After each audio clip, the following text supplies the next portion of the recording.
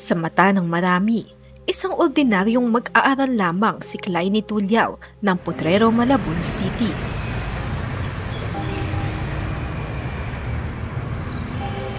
Masipag, masayahit at puno ng pangarap. Ngunit di tulad ng ibang bata, sa murang edad na 11 anyos, may matindi na pala itong iniindang sakit.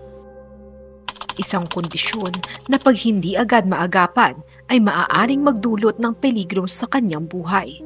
Ako si Elaine Tulyao. Ako yung nanay ni Clynie Tulyao. Ang lapit ko po dito para po dun sa procedure na gagawin sa kanya na nagkakalaga ng 500,000. Si Clynie ay may patent ductus arteriosus o PDA, isang congenital heart disease kung saan hindi nagsasara ang sobrang ugat sa puso matapos ipanganak. Dahil limitado lang ang pwede niyang gawin, sa paggaganchilyo na lamang niya ibinubuhos ang kanyang oras.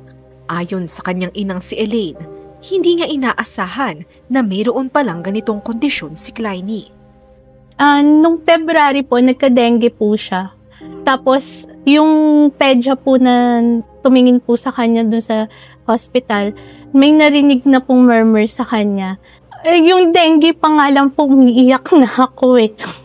Nung nalaman ko pong may po siya sa puso, hindi ko alam kung saan ako mag-umpisa, kung saan po ako kung paano po gagawin ko. Kasi po, ang akala ko po noon na po siya na normal. Ang sakit na nakatago ng 11 taon ang siya palang dahilan kung bakit madaling hingalin at mamutla si Clynie. Mga sintomas na inakala ng mag-asawang Elaine at Cedric na pagod lamang dala ng pag-ieskwela. Sabi ko, baka naman ako mabigat lang yung bag mo. Tapos napapansin din namin na namumutla siya madalas. Akala ko naman dahil namumutla siya sa init ng panahon. Pero madami na din nakakapansin sa school nila na maputla siya, pati teacher. Ika nga ng mag-asawa, blessing in disguise ang pagkakasakit ni Clynie ng dengue.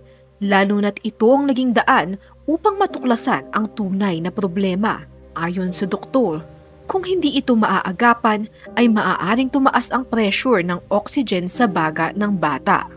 Pwede daw po umakyat yung pressure sa baga niya, na yun din po ang kailangan po naming agapan. Kasi pag once daw po na umakyat na po yung pressure, hindi na po daw nila gagalawin, hindi na po nila ooperahan.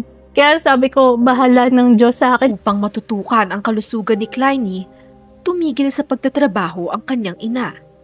Samantalang ang kanyang ama na isang public school teacher ang kumikita muna para sa pang-araw-araw ng pamilya. Bilang isang teacher, ito po yung madalas kong ginagawa. Pag galing po sa school, syempre kakain muna, pahinga konti, tapos dito na, gagawa na tayo ng lesson plan na ituturo natin for the next day. So, yan yung everyday routine ko. Tapos kapag after nito, pahinga ulit ng konti, tapos asikasuhin ko naman yung anak ko. Isang marangal na trabaho ang pagtuturo, ngunit sa gitna ng mababang pasahod at hindi matapos-tapos na pagtaas ng bilihin, masakit tanggapin na hindi kasya ang kita para sa operasyong umaabot ng kalahating milyon. So may times kasi na bilang teacher kasi pag may nakita kang bata na alam mo may potential tapos masipag, gusto niya mag-aral kaya lang napipigilan siya because of financial. Minsan tinutulungan ko sa pamamagitan ng pagbibigay ng baon kasi yun ang number 1 na dahilan kung bakit umabsent ng bata. Wala siyang pambaon, ganyan. Sa ngayon, ang talagang malinis na naiuwi ko kasi twice kami sumasahod every 15 days. So 15 and 30. Sa 1 month, ang nagiging take home ko is approximately 10,000.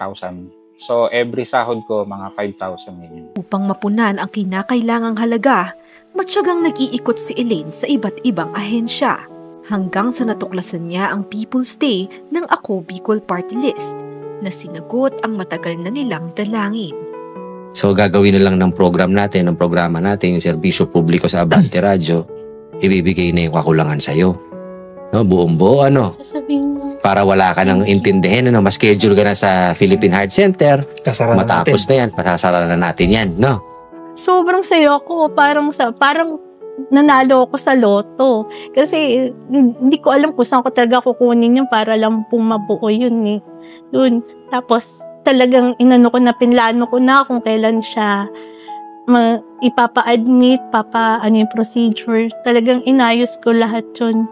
Matagumpay na ngang naisagawa ang PDA closure ni Clynie noong May 7 sa Philippine Heart Center. Kaya ngayon, magaan na ang pakiramdam ni Clynie at sabik na ring bumalik sa pag-aaral. Dati mabigat pa. Ngayon, magaan siya. Anong grade ka na? Pasukan.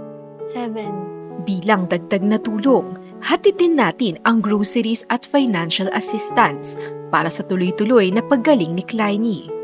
Yung maraming salamat sa Ako Bicol. Talagang malaking tulong po sa amin. Nakakatulog na po ako ng maayos sa gabi na hindi ako nag-iisip na kamusta yung anak ko, kung nakakahinga ba siya ng maayos. Yun po, maraming salamat sa Ako Bicol. Ganon din po kay Kong Saldi ko po. Maraming salamat. Sa puso ng bawat magulang gaya ni na Elaine at Cedric, walang hihigit pa sa kaligtasan at kalusugan ng kanilang anak. Kaya't kahit mahirap, kahit katumbas ang pagod, luha at lahat ng uri ng sakripisyo, haharapin nila ang lahat, mabigay lang ang maayos at malusog na buhay sa kanilang mga supling, malayo sa sakit at punong-puno ng pag-asa.